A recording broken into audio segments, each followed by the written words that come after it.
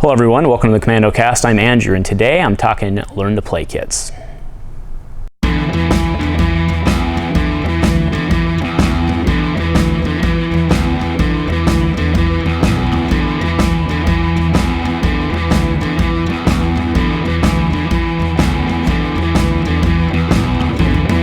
Hey guys, welcome back to the Commando Cast. So I'm shooting here from Gongai Games today instead of the normal studio.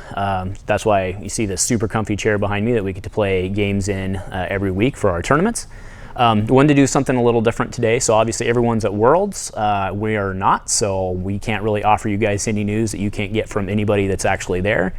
So what I wanted to do instead was kind of go back to our roots and kind of talk new players. So one of the things that we were able to do, if you guys remember several casts ago, we had gotten a care package from our friends in Montreal, and I wanted to thank you guys again.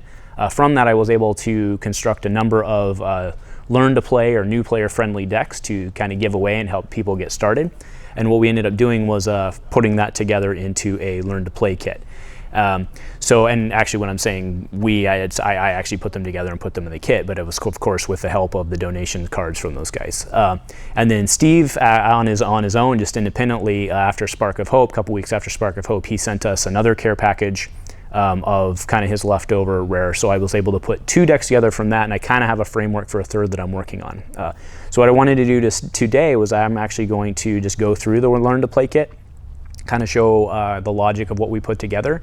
And maybe you guys can, at your own locals, kind of put something together and maybe go from there. So, I don't know, please enjoy. Thanks.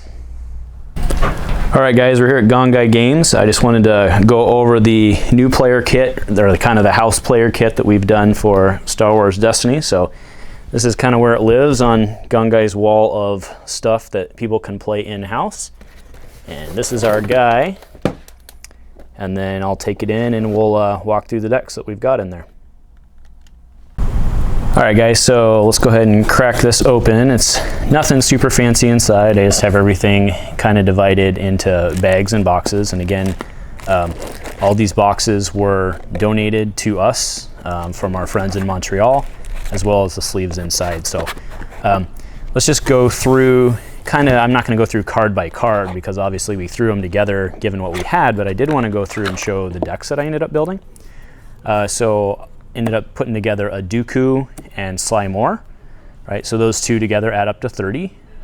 You know, she's not as ideal as Talzin, but you do have the focus, has the cool special. You can do some things with Dooku. So, and again, so I was able to throw just some good old blue stuff in there, just some abilities, Sith teaching, some redeploys. Force Fear, I always like that card. It doesn't see a ton of play, but it's one that we can pretty easily get for new player kits. And, you know, some Fear and Dead Men and just some other pretty neat stuff that we can do. So, again, this is not a fully optimized deck, as you would imagine, because it's new player, but yeah, that's one of the ones we've got built. So, that's in the white box there. And then, of course, its dice are in a bag over here in the kit. And, of course, we have tokens and stuff. All right, the next one that we put together, oh, looks like people have been playing with this one because it's kind of messed up, but I did Plo and Mace on the Salt Flats, right? So Plo's not a leader, I realize, but Mace certainly is. So just kind of your standard mono blue deck. So again, I didn't go Mace K2 or anybody like that. I wanted people to have the option of just playing Jedi because, again, this is designed for newer players to come in and learn the game and kind of do their thing, right? So again, not much here special, except for, you know, just a bunch of upgrades that Mace can pull, and then a bunch of blue events and stuff to help them heal. So again, pretty straightforward deck. Again, obviously there'd be more optimization with some of your cooler cards, but certainly works. And that's in the blue box. And then in the black box, I liked this deck. We actually just went with the thematic pairing for kind of what they had provided for us for convergence. So Asajj Ventress and Dengar. Of course, we're running a bunch of, you know, kind of standard upgrades, and then we've got the bounty package going on. And looks like somebody might have snagged the, actually not might have, looks like somebody snagged the battlefield. So I'll have to go back and replace that. But that is what happens when you do an open play kit, right? So somebody probably showed up for a tournament, didn't have the battlefield, and snagged it. Looking at you, Enzo. All right, next we have this green box here. This one, I know a lot of you guys know that I played this for a while, but so I've got Leia and K2. Just kind of really follows a very similar structure to the Leia Padme Leia Boushh Padme deck that is out there, except you get the K2 stuff. K2 is really fun from a new player standpoint because you get a lot of extra rolls, right? No rolling dice, especially when you're new to the game, is fun. Got some villain cards, a little more thematic stuff, right? Got the Energy Pike, Senate Chamber, just, I don't know, just pretty standard is kind of how you'd put it together. Now do remember, or do note that this is of course using stuff from its current standard legal, so it's all the way far back from Legacy. So we'll have to update this of course when stuff rotates out, and I mean, to be fair, actually maybe we won't because it is just learn to play and it doesn't really matter. The kind of the fundamental idea was that somebody could, in theory, show up and play in a tournament with this. That doesn't mean that it's going to be good and they're going to do well, but as a new player, hopefully they wouldn't be expecting that anyway. So those are the 4 that I had put together previously, and then with the new shipment that we got, I built these 2 decks. So the red box here is IG-88 and Gideon Hask on the Night Sister layer. So of course I'm doing the, doesn't look like anybody's played with this one yet, but we're doing a bounty package, of course. Just kind of threw in some big fun guns, right? The Gauntlet Rockets is super fun to play, super fun to roll because it hits. The TL50 heavy repeater is pretty cool.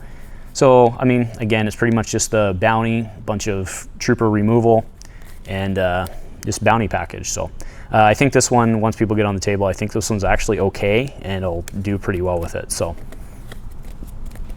To be honest, it might actually be a little overpowered compared to the rest. So far, this deck's actually been the favorite, but it makes sense because that's the Jedi and that's what people want to come in and do. And then last here, we have the other black box, but the new black box. So this is a droids, kind of. So I went kind of on the 3 structure, or the 3 wide K2 droids.